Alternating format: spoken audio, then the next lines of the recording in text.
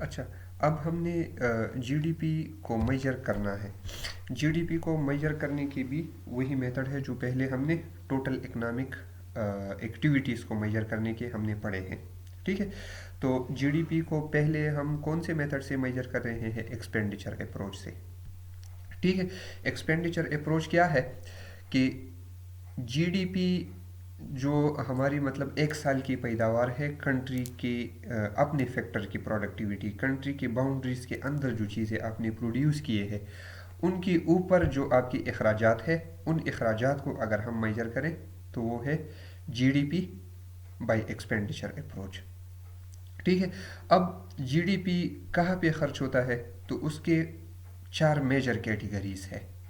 जो मतलब ओवरऑल मैं आपको बताऊं कि कंट्री की जितनी प्रोडक्शन है, जितना कंट्री का इनकम है, जितना कंट्री का आउटपुट है, वो चार जगहों में खर्च होता है। चार जगहों पे खर्च होता है। वो चार जगह कौन कौन से हैं? तो पहला हमारे पास है कंजम्पशन। जो हाउस होल्ड्स है, जो इंडिविजुअल्स है, उनकी कंजम्पशन, जो उनकी अखराजात, जितना हमारा कंट्री का जितना हमारा प्रोडक्शन है, जितना हमारा आउटपुट है, उनका ज़्यादातर हिस्सा कंज्यूम कर लेते हैं हम। फिर कुछ पैदावार को हम इन्वेस्ट करते हैं। इन्वेस्टमेंट क्या है? इन्वेस्टमेंट ये है कि वो अखराजात जो आपको फ्यूचर में कुछ इनकम दे रहा हो।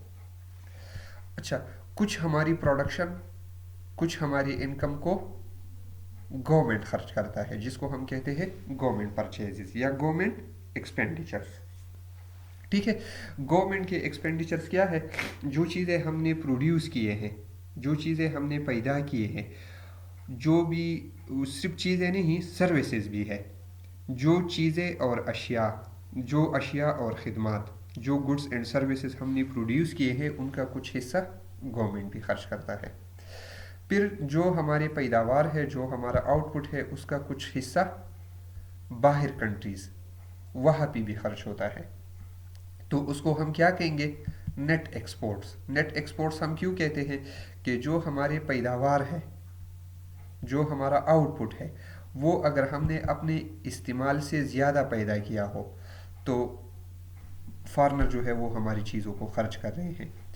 या जो हमारी पैदावार है वो अगर हमारे अपने अखराजात से, इन तीनों चीज़ों से कम हो हमारा आउटपुट, तो फिर हम फ़ॉरेन से इंपोर्ट करते हैं, बाहर से हम चीज़ें ख़रीद लेते हैं। ठीक है।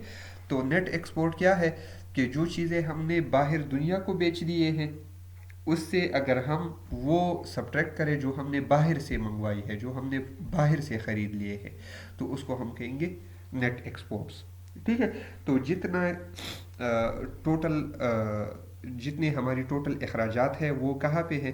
कंजम्पशन, इन्वेस्टमेंट, गवर्नमेंट परचेजेस और नेट एक्सपोर्ट्स। अब नेट एक्सपोर्ट जो है वो आपका पॉजिटिव भी हो सकता है और नेगेटिव भी हो सकता है।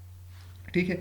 तो जो टोटल हमारी अखराजात है, जो टोटल इनकम है, वाई को अगर हम इनकम कहें, वाई को अगर हम आउटपुट कहें, तो वो कहाँ पे खर्च होता है? सी, आई, जी और नेट एक्सपोर्ट्स। सी क्या है? Consumption, I investment, G government purchases या गवर्नमेंट एक्सपेंडिचर्स और एन एक्स जो है वो नेट एक्सपोर्ट्स है।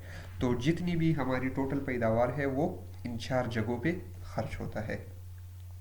अब इस टेबल में आप देख लें कि 2005 में जो यूएस का टोटल आमदन है, जो टोटल जीडीपी है, वो कहाँ पे और कैसे खर्च हुआ है। तो सबसे पहले जो हमारे पास है पर्सनल कंजम्पशन एक्सपेंडिचर, सी, उसको अगर हम देखें तो वो 70% का 70% जो है वो खर्च हुआ है हमारा जीडीपी।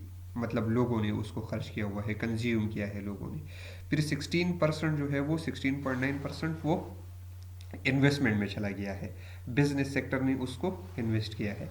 18.9% जो है जीडीपी का वो गवर्नमेंट ने खर्च किया हुआ है। ठीक है। और -5.8% जो है वो नेट एक्सपोर्ट्स है। मतलब ये है कि अगर आपने बाहर दुनिया को 100 रुपए की चीज़ें बेच दिए हैं तो आपने 105.8 के बाहर से ख़रीद लिए हैं।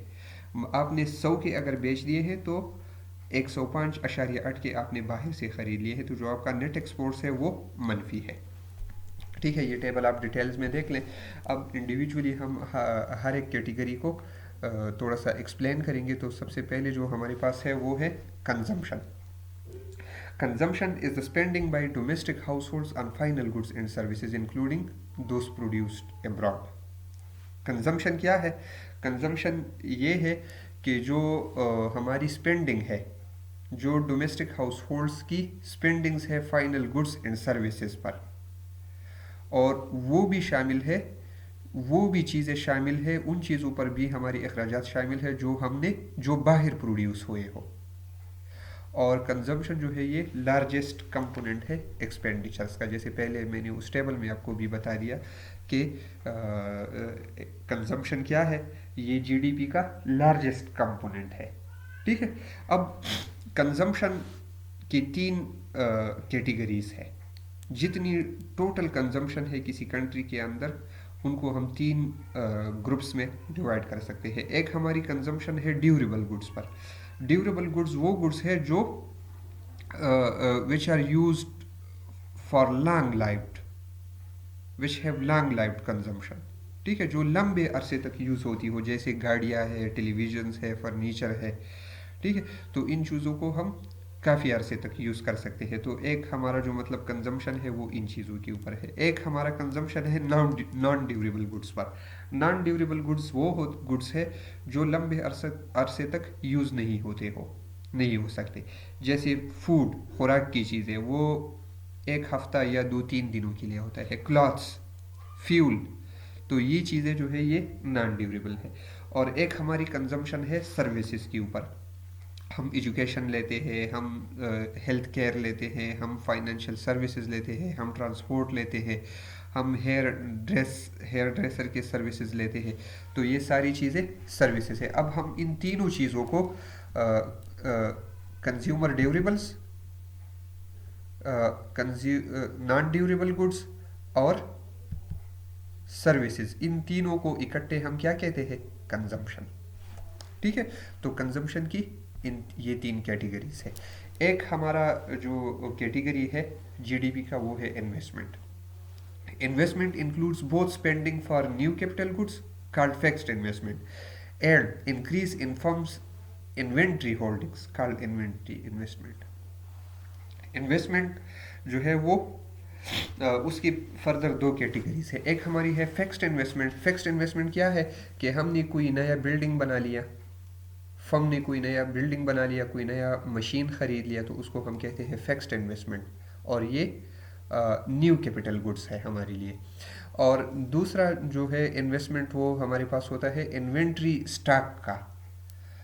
जो आप चीज़ें स्टोर करते हैं, जो आपके पास स्टोर में पड़ी है, वो भी आपकी इन्वेस्टमेंट है। ठीक है, तो ये दो इन्वेस्टमेंट की कैटेगरीज है। फिक्स्ड इन्वेस्टमेंट क्या है? Fixed investment is spending by business on structure, factories, warehouse and office buildings, इनको हम कहते हैं फिक्स्ड इन्वेस्टमेंट। या जो आप इक्विपमेंट्स खरीद लेते हैं, मशीन है, गाड़ी है, कंप्यूटर है, फर्नीचर है, ये भी इन्वेस्टमेंट है। ठीक है, तो इसको हम ये कैपिटल इन्वेस्टमेंट है। और एक हमारे पास जो है फिक्स्ड इन्वेस्टमेंट है फैक्ट्रीज वगैरह का। एक हमारे पास है residential investment. Residential investment which is spending on the construction of new houses and apartment building। जो आप बिल्डिंग बना लेते हैं, जो आप अपार्टमेंट्स बना लेते हैं, उसको हम रेजिडेंशियल इन्वेस्टमेंट कहते हैं। House and apartment building are treated as capital goods because they provide a service over a long period of time। ठीक है, तो इन्वेस्टमेंट के ये दो जो कैटेगरीज है ये आसान है, आप लोग खुद भी बुक से डिटेल में पढ़ सकते हैं। Now, like consumption, investment includes spending on foreign produced goods। अब जिस तरह हमारी कंजम्पशन है फॉरेन गुड्स के ऊपर, इसी तरह हमारी इन्वेस्टमेंट भी फॉरेन गुड्स के ऊपर होती है। इन्वेस्टमेंट में भी आपकी स्पेंडिंग फॉरेन गुड्स के ऊपर होती है। जैसे हम मतलब बाहर से मशीनें ख़रीद लेते हैं, बाहर से हम स्किल्ड पीपल हायर करते हैं, तो वो भी हमारी इन्वेस्टमेंट है ऑन फॉरेन गुड्स। ठीक है, increase in inventory are included in investment spending regardless of why inventories rose. जो आपकी इन्वेंट्री में इंक्रीज आया है उसको भी हम इन्वेस्टमेंट कहते हैं। हम ये नहीं देखते कि किस वजह से इन्वेंट्रीज में इंक्रीज आया हुआ है, लेकिन जो आपकी